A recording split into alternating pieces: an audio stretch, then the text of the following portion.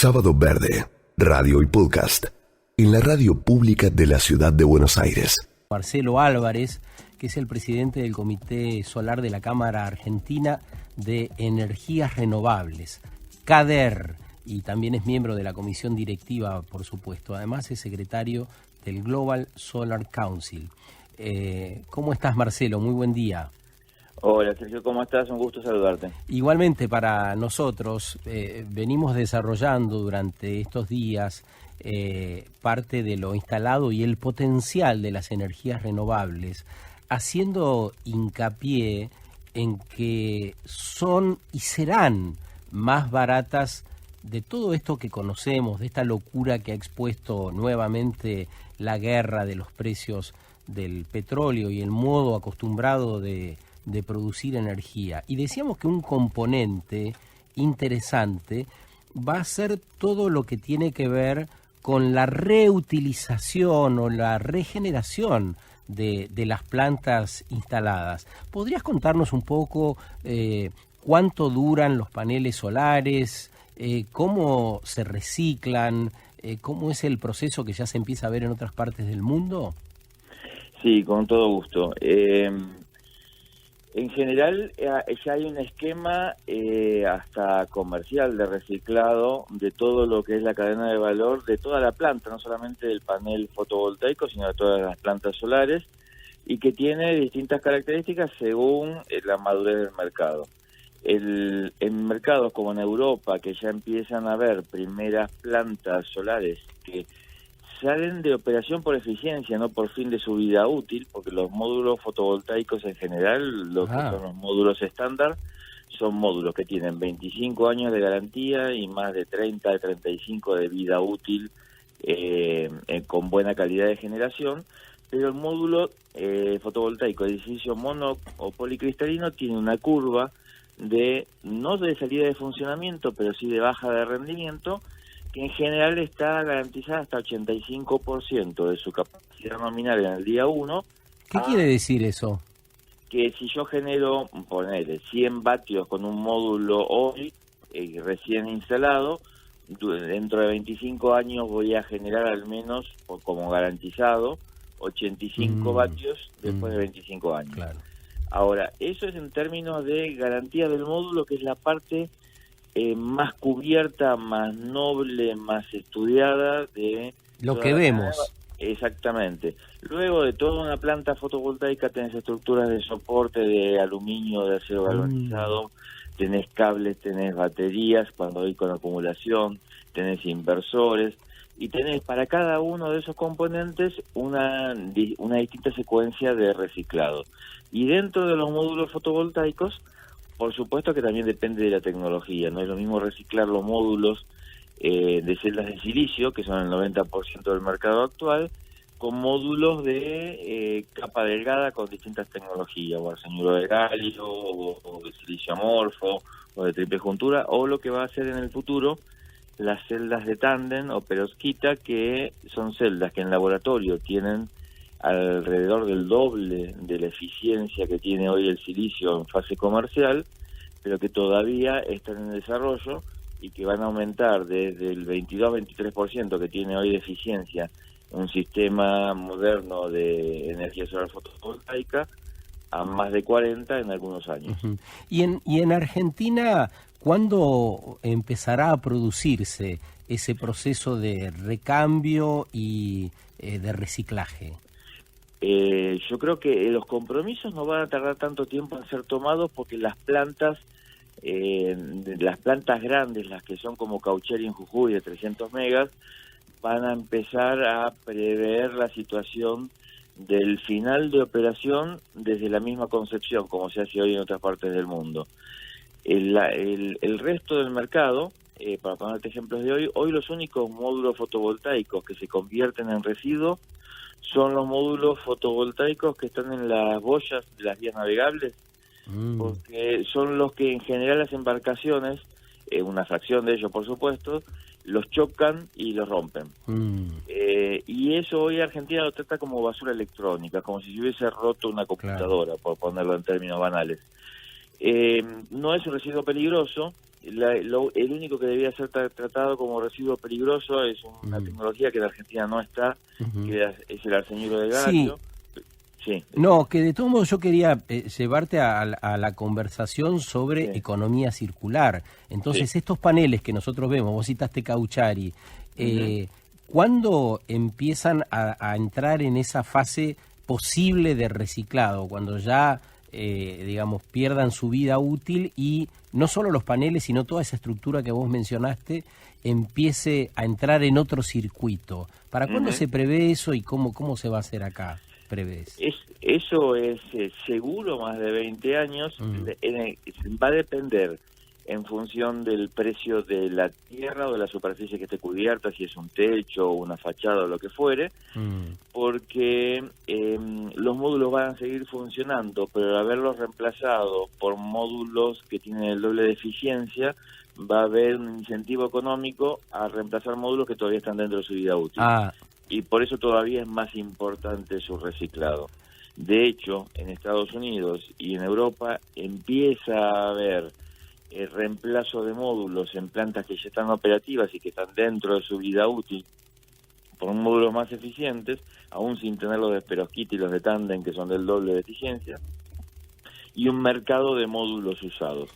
Que lo que vamos a tener que tener cuidado en los países emergentes es que no nos vendan centrales desarmadas de Europa a Estados Unidos.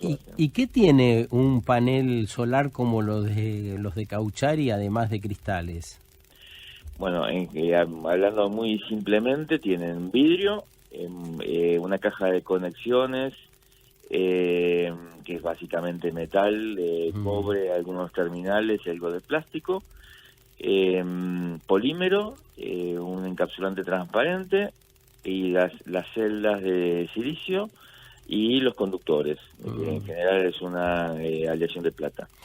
¿Y vos cómo ves esa posibilidad ligada a lo que se llama la minería urbana? Es decir, poder ir separando todos esos componentes para posiblemente ser utilizados en otros bienes o servicios.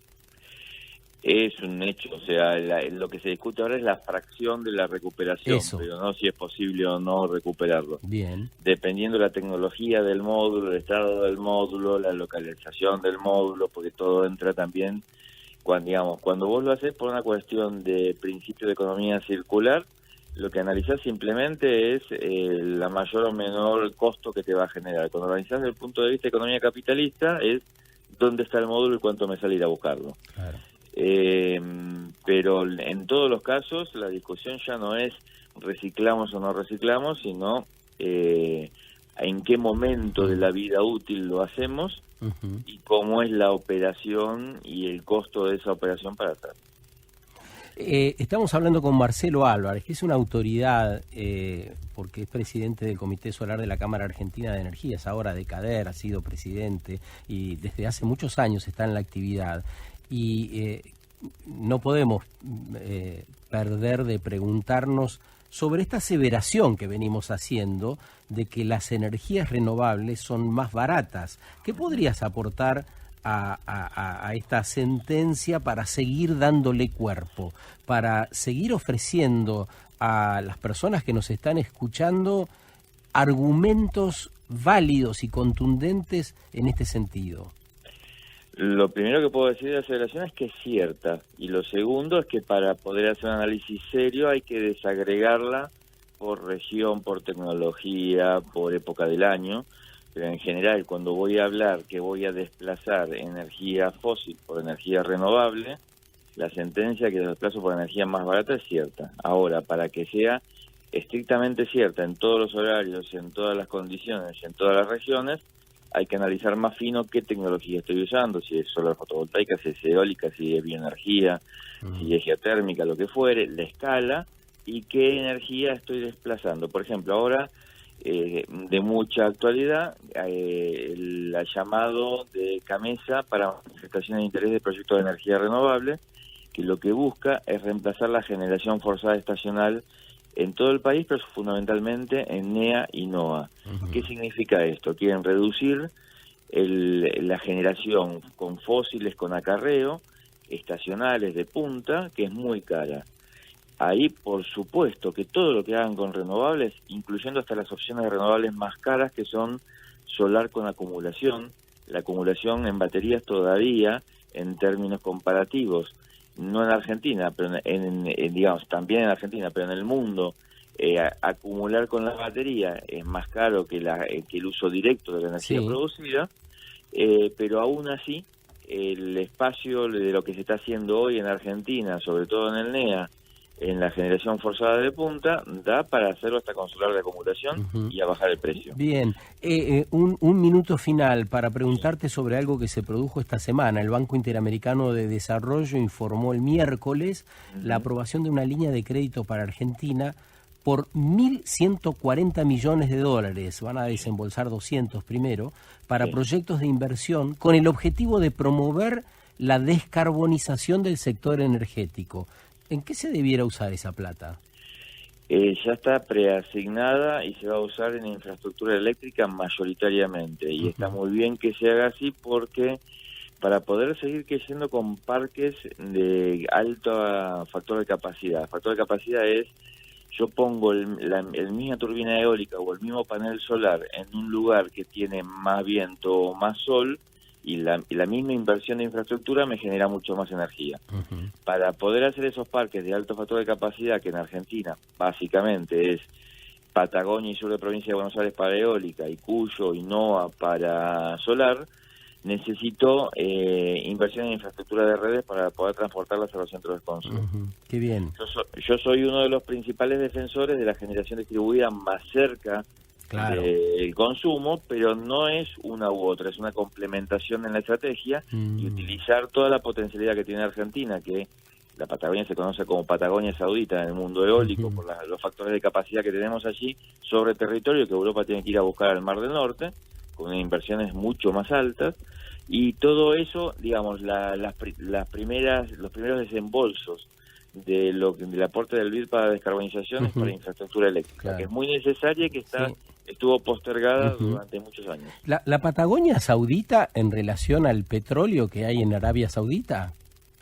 En relación a la potencialidad de solución energética que alberga la Patagonia, si hubiera integración eléctrica latinoamericana y pudiéramos exportar electricidad. Sí, me resultó curioso, ¿no? Porque no podemos despegarnos del paradigma del petróleo como un bien, como un gran valor, ¿no? Sí. Muchas gracias, Marcelo, por este rato con nosotros, por la información y tu visión siempre tan clara. Al contrario, un abrazo y siempre a su disposición. Gracias. Marcelo Álvarez, presidente del Comité Solar de la Cámara Argentina de Energías Renovables, CADER, con nosotros hablando sobre las energías baratas, sobre todo el potencial que hay ahí para desarrollar en muchos ámbitos posibles, el crecimiento de las poblaciones, el crecimiento de la infraestructura, como mencionaba Marcelo, y por supuesto, ojalá, crecimientos de trabajos de calidad.